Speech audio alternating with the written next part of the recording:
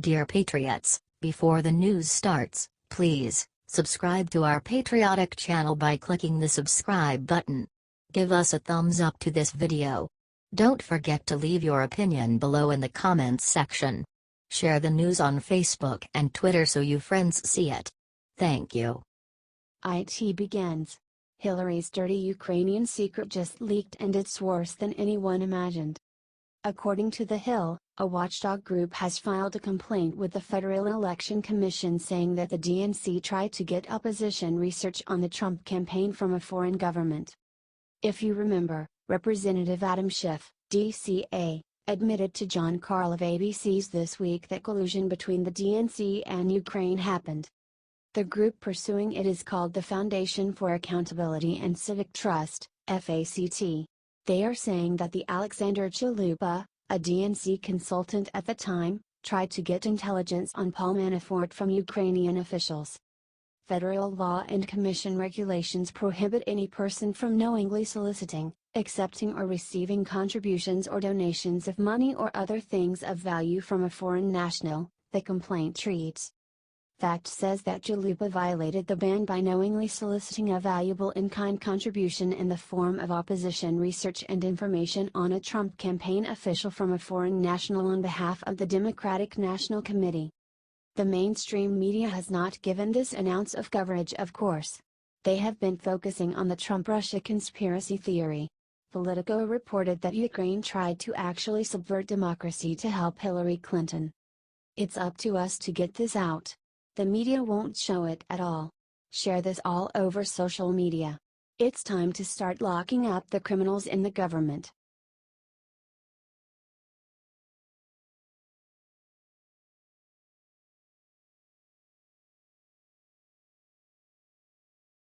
There's something Russian flying over the White House and the media won't show it. You won't see this anywhere. The Russian military flew a spy plane over Washington and New Jersey today. It is perfectly legal what they did, but they are targeting President Trump. In a 1992 agreement called the Treaty on Open Skies, Russia and other countries are allowed to fly over each other's territory. According to Politico via the State Department, Russia and the US have done this over 165 times since the treaty was signed. Russia is doing this to troll Trump. The only reason that they'd fly over Bedminster, New Jersey, is because Trump is there at the golf course. I don't know of any military facilities there, said a Pentagon official contacted by Politico. The plane first flew over Dayton, Ohio, near the Wright-Patterson Air Force Base. It is a Tupolev Tu-154M and left Moscow on Wednesday. This is the 10th flight of this nature this year. The missions happen on a semi-routine basis, said the Pentagon official. They usually come in and they list out what locations they want to fly over, he continued. We put together the flight plan and with a few exceptions, safety-wise or weather-wise, they are allowed to fly over pretty much the entire territory. It is very controlled and very prescribed, he added, including when they are allowed to take sensor readings. Let's all say a prayer for the days to come. Trump is being spied on from all sides. Share this everywhere if you think that Trump and Russia need to work together. It's time to work on taking out North Korea.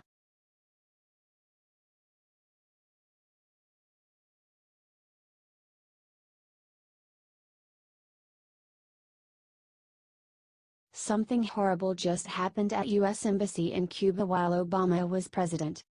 It was just revealed by the State Department today that back in 2016 something awful happened at the U.S. Embassy in Havana that saw the relationship between Cuba and the U.S. crumble. In the middle of today's State Department press briefing about North Korea, spokeswoman Heather Nauert broke order and brought up an incident that occurred in Cuba in late 2016.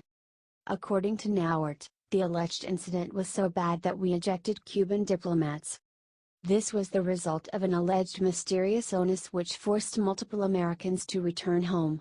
The U.S. even offered the entire embassy the option to return to the States and work here if they chose to return home. CNN even alleged that the incident was the result of something called an acoustic attack. She refused to name what the incident was or who did it, but it was clearly implied by her choice of words that Cuban government may have violated the Geneva Convention in their actions. Whatever this was, it was enough to cause Washington concern for our diplomats.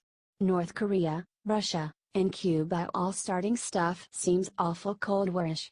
Then again, I guess all this did start under Obama. If you believe Trump and Mattis and General Kelly can protect us come what may, then share this out and show the world that the US is still united.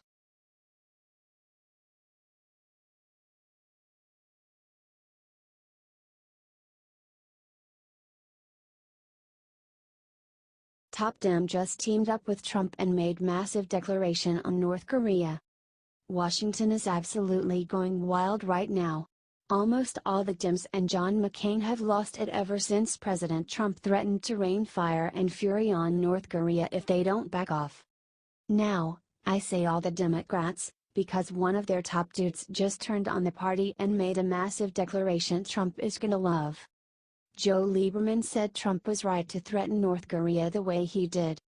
Lieberman told the CNN talk show host, "I know that President Trump's words were strong, but I'm not upset about them because we've tried for years and years, really decades, diplomatic language and a lot else with the North Koreans and it hasn't worked."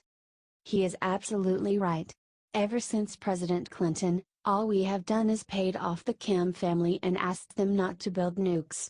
Clearly, they took our money and used it to build nukes. What you really gotta wonder in all of this is why are these old Washingtonians defending their failed policy? Also, why doesn't McCain just register as a Democrat already? Seriously, we won't miss him. All Trump did was lay the law down, on camera, and people are afraid of their status quo. Newsflash, Joe Lieberman was right to stand with President Trump. If you agree, then share. If you disagree, I don't care.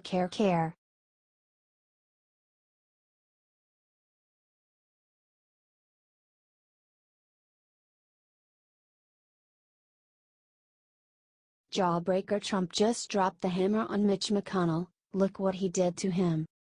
Donald Trump was elected to fix this damn country. Liberals haven't figured this out yet. They still believe the conspiracy that Russia helped Trump get elected. Republican Majority Leader Mitch McConnell thinks that he's well and good but that the expectations that he actually work for once are too high. Trump didn't take that laying down. Senator Mitch McConnell said I had excessive expectations, but I don't think so. After 7 years of hearing repeal and replace, why not done? Tweeted President Trump today. Liberty Writers reported earlier that McConnell got in front of a group of voters at the Kentucky Rotary Club and said that Trump had excessive expectations. That's ridiculous. According to ABC News, McConnell vented about the fact that President has very little political experience and said that his short time frames are making it hard for Congress to get things done. Our new president, of course, has not been in this line of work before. And I think he had excessive expectations about how quickly things happen in the democratic process, McConnell told the group. So part of the reason I think people feel we're underperforming is because too many artificial deadlines, unrelated to the reality of the complexity of legislating, may not have been fully understood. Share this if you think Mitch McConnell needs to shut the heck up and get some crap done. What has he been doing for the past 7 years? They say that you can't teach an old dog new tricks.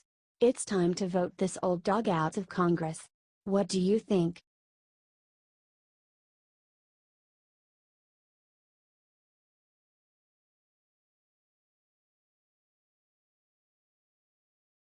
JimMattis just sent a North Korea powerful surprise that will scare them senseless. The mainstream media is at it again. They have been trying non-stop to divide President Trump and Secretary Defense Mattis, going as far as claiming Mattis didn't support Trump's threat to North Korea. So wrong. In fact, Mattis stands with the president so much that he just issued his own threat to Kim Jong-un, which will make him pee himself. Stop threatening the United States or else we will obliterate your regime. Mattis said in an official statement. The DPRK must choose to stop isolating itself and stand down its pursuit of nuclear weapons. The DPRK should cease any consideration of actions that would lead to the end of its regime and the destruction of its people. Strong words from a very strong man. The great thing about Mattis is that, unlike Obama's Secretary of Defense, JimMattis is an actual war hero with real tactical military experience. Also, despite crying from the leftists, the Trump-Mattis strategy of being tough against Kim Jong-un is finally starting to pay off. Just yesterday China launched a ton of missiles on the North Korean border to show they will not tolerate any more threats from the rogue regime. Obama, Clinton, and Bush just gave North Korea money and begged them to stop. That's where we come in, folks. Don't let the propagandists at the MSM try and ruin a great relationship with Trump and Mattis. Share this everywhere and let the world see the SecDef stands with the president.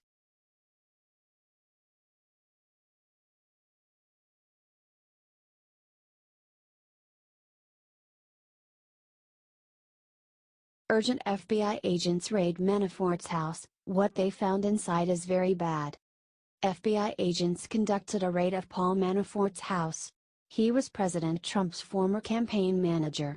The agents in charge of the warrant seized materials from Manafort's residence, according to the Washington Post. They cited people familiar with Special Counsel Mueller's investigation as the reason they did it. In a statement to ABC News, Manafort confirmed that the raid happened and that Manafort cooperated. FBI agents executed a search warrant at one of Mr. Manafort's residences, the spokesperson said. Mr. Manafort has consistently cooperated with law enforcement and other serious inquiries and did so on this occasion as well. This raid happened right after a meeting that staff had with the Senate Intelligence Committee. An advisor close to the White House said that the FBI could have just asked Manafort and he would have turned them over.